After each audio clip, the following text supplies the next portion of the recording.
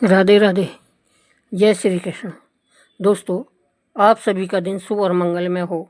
आज भाद्रपद मास के कृष्ण पक्ष की एकादशी तिथि है और इस एकादशी को अजय एकादशी के नाम से जाना जाता है।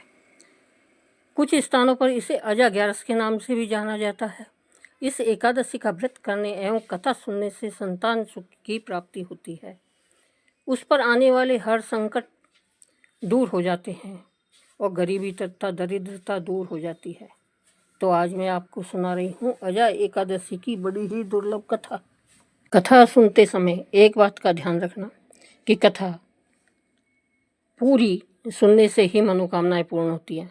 कथाओं को आधा अधूरा सुनने से पूर्ण फल प्राप्त नहीं होता है। तो आइए बड़ी ही श्रद्धा और प्रसन्नचित्त मन से इन कथाओं को सुनते हैं। अर्जुन ने भगवान श्री कृष्ण से कहा, हे पुंडरीकाक्ष, मैंने श्रावण शुक्ल एकादशी अर्थात पुत्रदा एकादशी का तो सविस्तार वर्णन सुना है। अब आप कृपा करके मुझे भाद्रपद माह के कृष्ण पक्ष की एकादशी के विषय में भी बतलाइए। इस एकादशी का क्या नाम है और इसके व्रत का क्या विधान है? इसका व्रत करने से किस फल की प्राप्ति होती है? अर्जुन की बात सुनकर भगवान श्री कृष्ण ने कहा, हे कुंती पुत्र, भाद्रपद माह के कृष्ण पक्ष की एकादशी को अजय एकादशी कहते हैं। इसका व्रत करने से सभी पाप नष्ट हो जाते हैं। इस लोक और परलोक में मदद करने वाली इस एकादशी व्रत के समान संसार में दूसरा कोई व्रत नहीं है। इस एकादशी के व्रत को विधि पूर्वक करने से समस्त कष्ट समाप्त हो जाते हैं और इच्छित फल की प्राप्ति होती है। व्यक्ति को पुनर्जन्म के आवागमन से मुक्ति मिलती है, पूर्व जन्म की बाधाएं दूर होती है और अंत में परम धाम जाने का अवसर मिलता है। भगवान श्री कृष्ण ने कहा है कि इस व्रत को सात्विक मानकर एवं विधि पूर्वक करने से प्राणी आवागमन के चक्कर से मुक्त हो जाता है। इस एकादशी के व्रत का फल अद्भुत है। श्री हरि विष्णु भगवान की पूजा करके इस व्रत का महात्म्य पढ़ने और सुनने से अश्वमेध यज्ञ का फल प्राप्त होता है। भगवान श्री कृष्ण ने कहा है, हे अर्जुन, अब ध्यानपूर्वक इस एकादशी के महात्म्य का श्रवण करो। भगवान श्री कृष्ण कहते हैं, हे अर्जुन, पौराणिक काल में भगवान श्री राम के वंश में अयोध्या नगरी में एक चक्रवर्ती राजा हरिश्चंद्र नाम के हुए थे। राजा अपनी सत्यनिष्ठा और ईमानदारी के लिए प्रसिद्ध थे। एक बार देवताओं ने इनकी परीक्षा लेने की योजना बनाई। राजा ने स्वप्न में देखा कि ऋषि विश्वामित्र को उन्होंने अपना राजपाट दान कर दिया है। सुबह विश्वामित्र वास्तव में उनके द्वार पर आकर कहने लगे, तुमने स्वप्न में मुझे अपना राज्य दान कर दिया। राजा ने सत्यनिष्ठ व्रत का पालन करते हुए संपूर्ण राज्य विश्वामित्र को सौंप दिया। दान के लिए दक्षिणा चुकाने हेतु राजा हरिश्चंद्र को पूर्व जन्म के कर्म फल के कारण पत्नी, बेटा और खुद को बेचना पड़ा। हरिश्चंद्र को एक डोम ने खरीद लिया जो शमशान भूमि में लोगों के दाह संस्कार का काम करवाता था। स्वयं वह एक चांडाल का दास बन गया। उसने उस चांडाल के यहाँ कफन लेने का काम किया, किंतु उसने इस आपत्ति के काम में भी सत्य का साथ नहीं छोड़ा। जब इसी प्रकार उसे कई वर्ष बीत गए तो उसे अपने इस नीच कर्म पर बड़ा दुख हुआ और वह इससे मुक्त होने का उपाय खोजने लगा। वह सदैव ही इस चिंता में रहने लगा कि मैं क्या करूं, किस प्रकार इस नीच कर्म से मुक्ति पाऊं। एक बार की बात है, वह इसी चिंता में बैठा था कि गौतम ऋषि उसके पास पहुंचे। हरिश्चंद्र ने उन्हें प्रणाम किया और अपनी दुख भरी कथा सुनाने लगे। राजा हरिश्चंद्र की दुख भरी कहानी सुनकर महर्षि गौतम भी अत्यंत दुखी हुए और उन्होंने राजा से कहा, हे राजन, भादो माह के कृष्ण पक्ष की एकादशी का नाम अजय एकादशी है। तुम उस एकादशी का विधि पूर्वक व्रत करो तथा रात्रि का जागरण करो, इससे तुम्हारे सभी पाप नष्ट हो जाएंगे। महर्षि गौतम इतना कहकर वहाँ से चले गए। अजय नाम की एकादशी आने पर राजा हरिश्चंद्र ने महर्षि के कहे अनुसार विधि पूर्वक उपवास तथा रात्रि को जागरण किया। इसके प्रभाव से राजा के सभी पाप नष्ट हो गए। उस समय स्वर्ग में नगाड़े बजने लगे तथा पुष्पों की वर्षा होने लगी। उन्होंने अपने सामने ब्रह्मा, विष्णु, महेश और देवेंद्र आदि देवताओं को खड़ा पाया। उन्होंने अपने मृतक पुत्र को जीवित तथा अपनी पत्नी को राजसी वस्त्र तथा आभूषणों से परिपूर्ण देखा। व्रत के प्रभाव से राजा को पुनः अपने राज्य की प्राप्ति हुई। वास्तव में एक ऋषि ने राजा की परीक्षा लेने के लिए यह सब कौतुक किया था, परंतु अजा एकादशी के व्रत के प्रभाव से ऋषि द्वारा रची गई सारी माया समाप्त हो गई और अंत समय में हरिश्चंद्र अपने परिवार सहित स्वर्गलोक को गया। हे राजन, यह सब अजा एकादशी व्रत का प्रभाव था। जो मनुष्य इस उपवास को विधि पूर्वक करते हैं तथा रात्रि जागरण करते हैं, उनके सभी पाप नष्ट हो जाते हैं और अंत में वे स्वर्ग को प्राप्त करते हैं। इस एकादशी व्रत की कथा के श्रवण मात्र से ही अश्वमेघ यज्ञ की फल की प्राप्ति हो जाती है। अब आइए श्रवण करते हैं एकादशी के दिन सुने जाने वाली तुलसी माता की कथा। प्राचीन समय की बात है। एक परिवार में ननद और भाभी साथ साथ रहा करती थी। ननद का विवाह अभी नहीं हुआ था। वह तुलसी जी की पौधे की बहुत सेवा करती थी। नियम से तुलसी को सींचती थी और दीपक जलाती थी। लेकिन उसकी भाभी को ये सारी बातें बिल्कुल भी पसंद नहीं थी।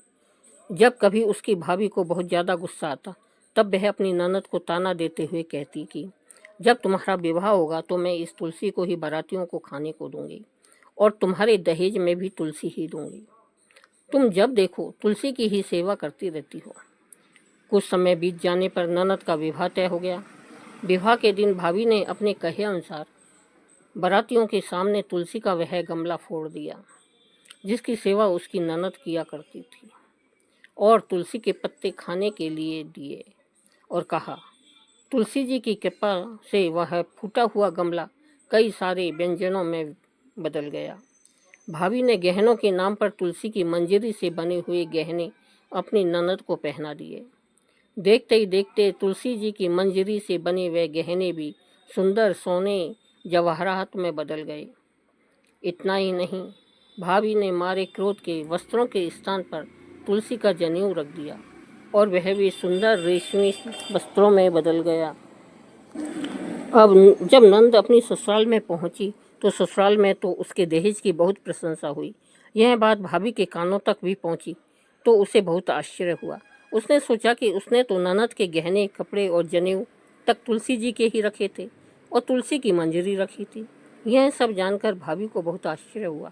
अब उसे तुलसी की पूजा का महत्व समझ में आ गया था। उस भाभी की भी एक बेटी थी। तब वह अपनी बेटी से कहने लगी कि बेटी, तू भी तुलसी की सेवा किया करो, तुम्हें भी तुम्हारी बुआ की तरह फल मिलेगा। वह जबरदस्ती अपनी बेटी से तुलसी की सेवा करने को कहा करती, लेकिन बेटी का मन तो तुलसी की सेवा में लगता ही नहीं था। धीरे धीरे समय बीतता। भाभी की लड़की बड़ी हो गई। अब उसके विवाह का समय आ गया। तब भाभी सोचने लगी कि जैसा व्यवहार मैंने अपनी ननद के साथ किया था, वैसे ही अब मैं अपनी बेटी के साथ भी करूँगी, तो यह भी गहनों से लद जाएगी और बारातियों को भी खाने में तरह तरह के पकवान मिलेंगे और ससुराल में भी इसे भी बड़ा मान सम्मान मिलेगा। यही सोचकर भाभी बारातियों के सामने तुलसी का गमला फोड़ देती है, लेकिन इस बार गमले की मिट्टी मिट्टी ही रही। मंजरी और पत्ते भी अपने ही रूप में रहते हैं। जनेऊ ने भी अपना रूप नहीं बदला। और जब भाभी ने सभी बारातियों को खाने में तुलसी के पत्ते दिए तो यह देखकर सभी लोग और बाराती भी भाभी की बुराई करने लगे। भाभी ने लालच में आकर अपनी बेटी के दहेज में भी तुलसी के पत्ते और मंजरी रख दिए थे। जब बेटी अपने ससुराल पहुंची तो वहां पर भी उसकी बुराई ही हुई। भाभी गुस्से के मारे कभी भी अपनी ननद को नहीं बुलाती थी। एक दिन भाई ने सोचा कि मेरी पत्नी तो मेरी बहन को बुलाती नहीं है, क्यों न मैं अपनी बहन से मिलकर आऊं। यह सोचकर उसने अपनी पत्नी से कहा और कुछ उपहार अपनी बहन के लिए ले जाने के लिए बात कही तो भाभी ने थैले में ज्वार भरकर कह दिया कि यह लो, और कुछ नहीं है, तुम यही लेकर जाओ। तब भाई बहुत दुखी मन से अपनी बहन के पास चल दिया। रास्ते में वह सोचता रहा कि कोई भाई भला अपनी बहन के घर ज्वार कैसे लेकर जा सकता है।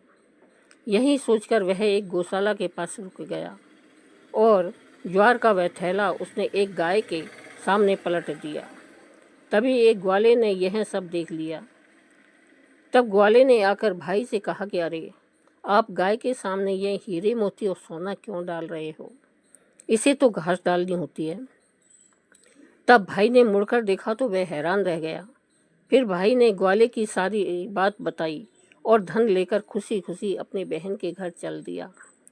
दोनों भाई बहन एक दूसरे को देखकर बहुत प्रसन्न हुए। तब बहन ने तुलसी माता से सच्चे मन से प्रार्थना की कि उसकी भाभी को सद्गति प्राप्त हो जाए और तुलसी माता की कृपा से उनके घर में सुख, समृद्धि और धन के भंडार भर जाएं। तब कुछ दिनों के बाद देखते ही देखते भाभी का मन बदल गया और वह अपनी ननद को बहुत मान सम्मान देने लगी और अब वह भी सच्चे मन से तुलसी जी की सेवा करने लगी। तुलसी जी की कृपा से उसके घर में सुख समृद्धि के भंडार भर गए। उसके घर में अब कलह कलेश नहीं होता है और सभी सुख से रहने लगे। प्रेम से बोलिए तुलसी माता की जय। बोलो श्री कृष्ण भगवान की जय। दोस्तों, कथा पसंद आई हो तो कथा को लाइक करें,